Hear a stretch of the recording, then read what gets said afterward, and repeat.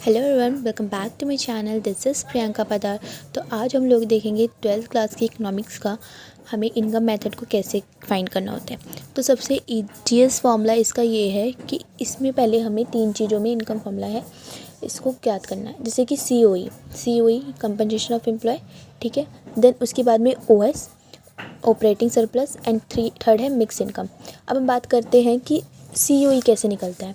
तो सी निकालने के लिए हमें 3 फैक्टर को याद रखना है।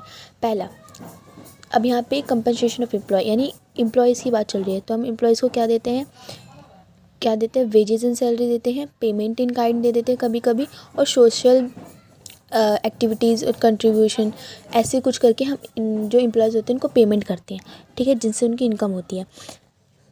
तो ओएस की बात कर लेते हैं। ओएस कैसे निकलता है, इसको निकालने के लिए हमें 3 चीज़ें चाहिए होती है: profit, rent and royalty and interest.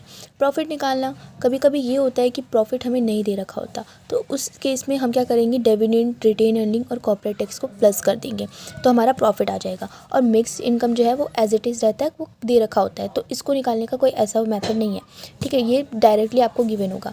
तो हमने अभी पढ़ा कि इनकम मेथड्स कैसे निकालेंगे। तो इसमें हमें 3 चीज़ सी ओएस और मिक्स्ड इनकम का ज्ञात करना है। सी में wages and salary, payment in kind and social employment contribution to social scheme, okay. उसके बाद में हम ओएस की बात करते हैं: profit, rent and royalty and interest. Profit में हम रिटेन अर्निंग, डिविडेंड और कॉर्पोरेट टैक्स को प्लस करके प्रॉफिट निकालेंगे, मिक्स इनकम सेम रहेगा। आई होप आपको ये वीडियो पसंद आई होगी। Like, subscribe to my channel. Thank you so much for watching.